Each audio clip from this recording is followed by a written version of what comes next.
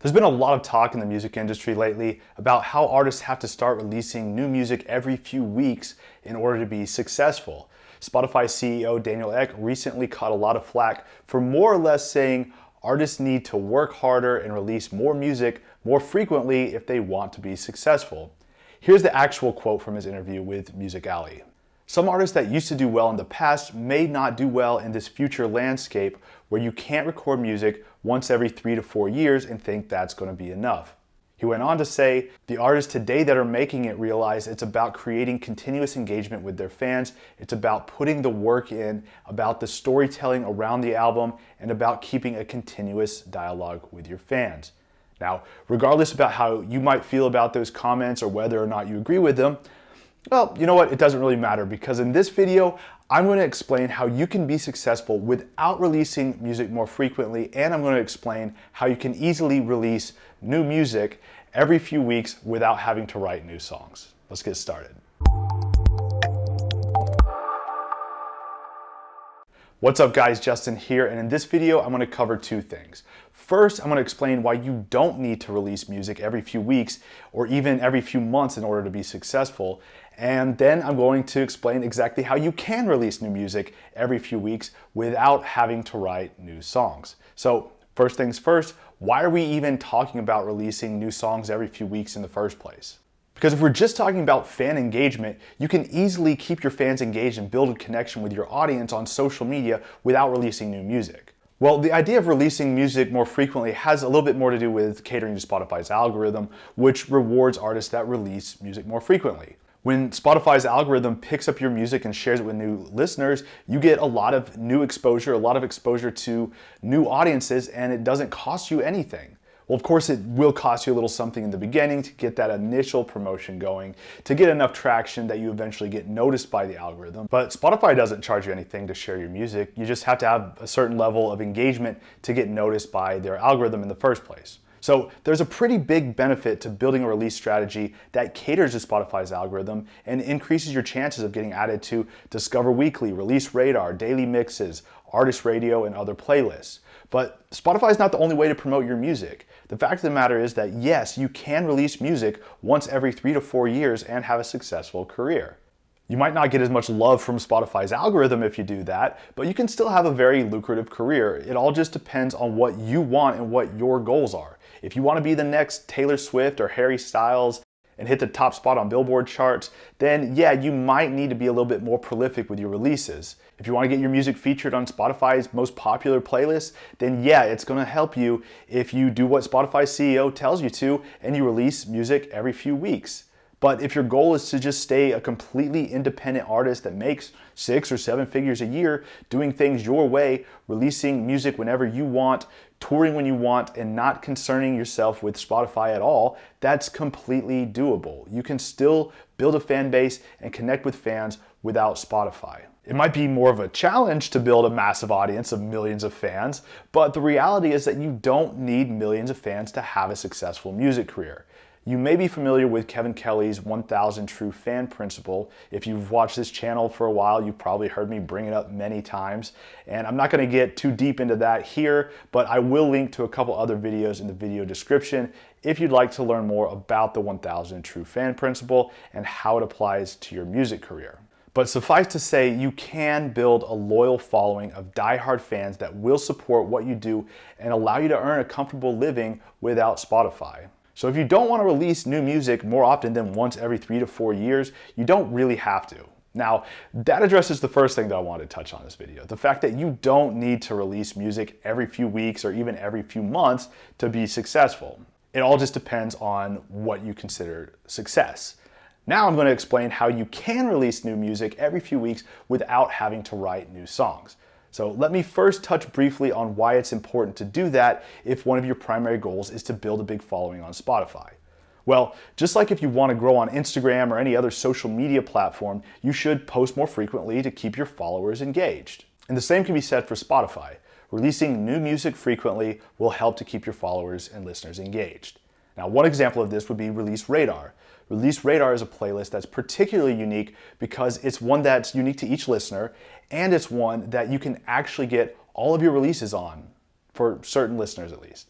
So the way that Release Radar works is, first of all, it's unique to each listener based on their musical taste, but it prioritizes releases from artists that those listeners already follow. So when you release new music, your music will appear on your followers' Release Radar playlist. The more frequently you release music, the more often you'll show up on your followers' Release Radar. And the engagement that you get there can even lead to being added to more playlists, both user playlists and Spotify playlists as well. So if you want to be really prolific with your releases, a recommended frequency would be about once every 6 to 8 weeks. So let's say you want to be on the more aggressive side of that and release a new track every 6 weeks. That would be roughly about 8 or 9 tracks a year.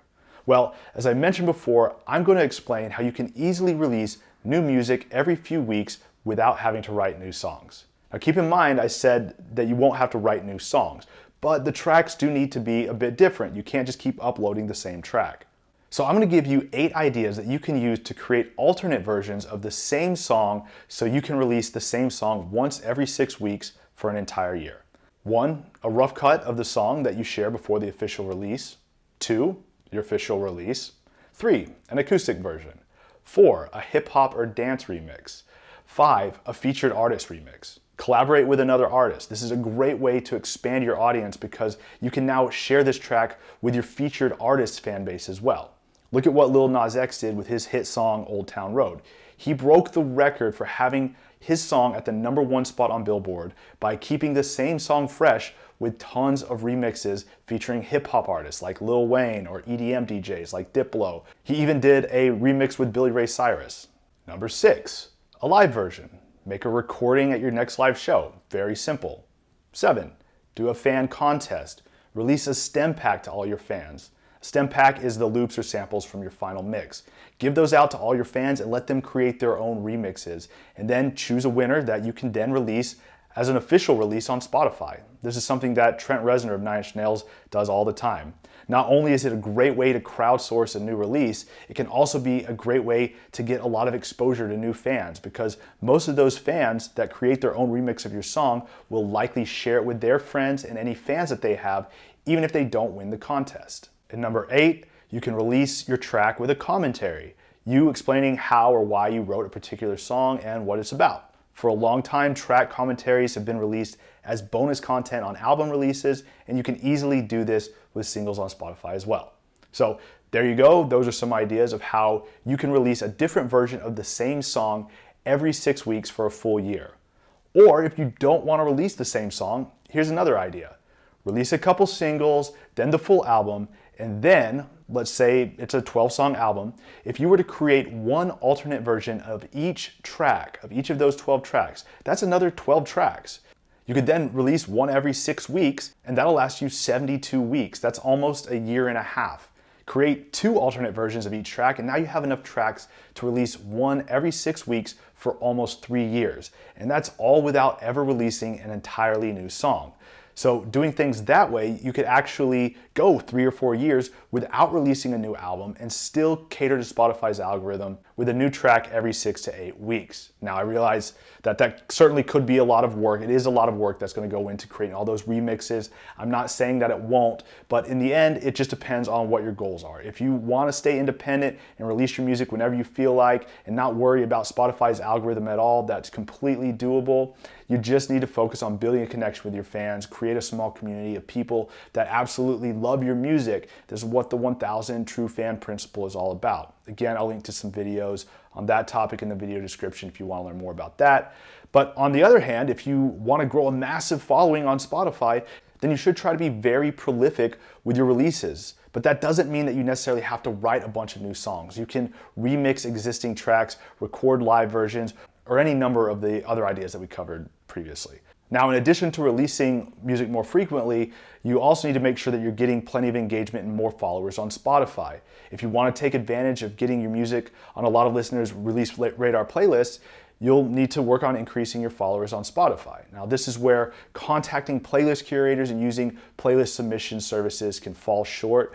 Those things can be great for getting more streams, but they aren't necessarily the best way to get more followers. If you want to focus on getting more followers, it's important that you focus on some more active promotion to drive new listeners directly to your artist profile. This is something I've talked about a lot in the past couple of videos I released on this channel. So go back and watch the last couple of videos I released here if you haven't already. And if you'd like to watch me as I go through the process of setting up a promotional campaign to get more followers, I demonstrate exactly how to do that in a step-by-step training that I recently uploaded to my members only community, Music Promotion Insiders. So if you're already a member and you haven't watched that yet, you can go ahead and log into your dashboard now, and that training is waiting there for you. If you're not a Music Promotion Insider, but you'd like to be, just click the little icon in the upper right corner of the screen to join now. But that's going to wrap things up for this video. So if you found it helpful, please be sure to let me know in the comment section below. Give it a thumbs up. And if you're not already subscribed to this channel, go ahead and do that now. It's 100% free to do, and it helps me continue making videos like this one.